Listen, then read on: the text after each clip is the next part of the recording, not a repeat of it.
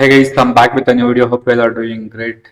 ಇವತ್ತಿನ ವಿಡಿಯೋಲಿ ಸ್ಟೊಕ್ಯಾಸ್ಟಿಕ್ ಮೂಮೆಂಟಮ್ ಅಂದ್ರೆ ಏನು ಮತ್ತೆ ಇದನ್ನ ಪ್ರಾಪರ್ ವೇ ಹೇಗೆ ಯೂಸ್ ಮಾಡೋದು ಅಂತ ನೋಡೋಣ. ಈ ಸ್ಟೊಕ್ಯಾಸ್ಟಿಕ್ ಮೂಮೆಂಟಮ್ ಇಂಡಿಕೇಟರ್ ನ ನಾವು ಮೂಮೆಂಟಮ್ ನ ಕ್ಯಾಪ್ಚರ್ ಮಾಡೋಕ್ಕೋಸ್ಕರ ಇಂಡಿಕೇಟರ್ ನ ಯೂಸ್ ಮಾಡ್ತೀವಿ.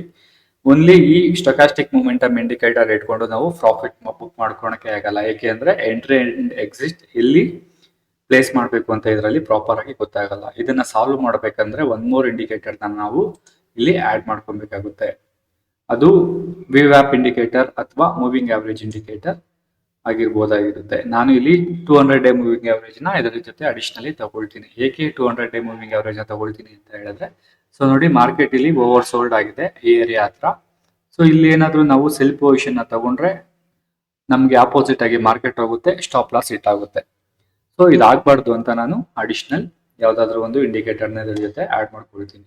ಸೊ ನಾನಿಲ್ಲಿ 200 ಡೇ ಮೂವಿಂಗ್ ಆವರೇಜ್ ಇಂಡಿಕೇಟರ್ ನ ಆಡ್ ಮಾಡ್ಕೊಂಡಿರ್ತೀನಿ. ಸೊ ಏಕೆ ಈ 200 ಡೇ ಮೂವಿಂಗ್ ಆವರೇಜ್ ಅಂತ ಹೇಳಿದ್ರೆ, ಇದು ನಮಗೆ ಟ್ರೆಂಡ್ ನ ತೋರಿಸುತ್ತೆ. ನಾವು ವೆದರ್ ಬೈ ಪೊಸಿಷನ್ ತಗೊಬೇಕಾ ಅಥವಾ ಸೆಲ್ ಪೊಸಿಷನ್ ತಗೊಬೇಕಾ ಅಂತ ಈ ಇಂಡಿಕೇಟರ್ ನಮಗೆ ತೋರಿಸುತ್ತೆ. ಸೊ ಫಾರ್ ದ ಎಕ್ಸಾಂಪಲ್ ನೋಡಿ, ಇಲ್ಲಿ ಮಾರ್ಕೆಟ್ ಈಗ ಕಂಟಿನ್ಯೂಸ್ಲಿ ಡೌನ್ ಟ್ರೆಂಡ್ ಅಲ್ಲಿದೆ.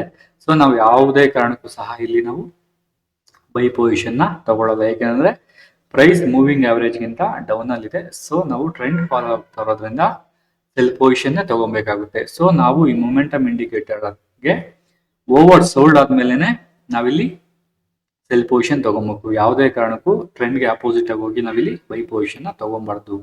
ಸೊ ನೋಡಿ, ಈಗ ಮಾರ್ಕೆಟ್ ಇಲ್ಲಿ ನಾವು ಇಲ್ಲೆಲ್ಲೋ ಸೆಲ್ ಮಾಡೋದಕ್ಕಿಂತ so near 200 day moving average ಹತ್ರ, ಇಲ್ಲಿ 200 ಡೇ ಮೂವಿಂಗ್ ಆವರೇಜ್ ಹತ್ರ ಇಲ್ಲಿ ಸೆಲ್ ಮಾಡ್ತೀವಿ. ಪ್ಲಸ್ ನಮ್ಗೆ ಅಡಿಷನಲಿ ಸ್ಟೊಕ್ಯಾಸ್ಟಿಕ್ ಮೂಮೆಂಟಮ್ ಇಂಡಿಕೇಟರ್ ನ ರೆಫರೆನ್ಸ್ ಆಗಿ ಇಟ್ಕೊಂಡು ಇದು ಸಹ ಪ್ಲಸ್ 40ಗೆ ರೀಚ್ ಆಗಿದೆ, ಅಂದ್ರೆ ಓವರ್ ಸೋಲ್ಡ್ ಆಗಿದೆ. ಸೊ ನಾನು ಇಲ್ಲಿ ಶಾರ್ಟ್ ಸೆಲ್ ಮಾಡ್ತೀನಿ, ಪ್ರಾಫಿಟ್ ಇಲ್ಲಿವರೆಗೂ ಬುಕ್ ಮಾಡ್ಕೊಬೋದಾಗಿರುತ್ತೆ. ಸೇಮ್ ವೇ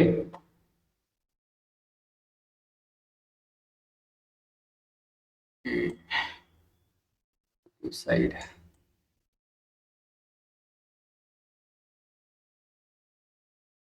ಒಂದು ಸೆಕೆಂಡ್, ಇದನ್ನ ಬ್ಯಾಕ್ ಟೆಸ್ಟ್ ಮಾಡಿ ನೋಡೋಣ.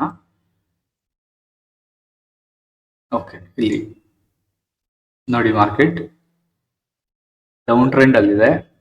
ಅಗೈನ್ ಓವರ್ ಸೋಲ್ಡ್ಗೋಸ್ಕರ ವೆಯ್ಟ್ ಮಾಡ್ತೀವಿ, ಮತ್ತೆ ಇಲ್ಲಿ ಶಾರ್ಟ್ ಸೆಲ್ ಮಾಡ್ತೀವಿ, ಡೌನ್ ಬೀಳುತ್ತೆ. ಸೇಮ್ ಇಲ್ಲೂ ಸಹ ಅದೇ ರೀತಿ ಆಗಿದೆ.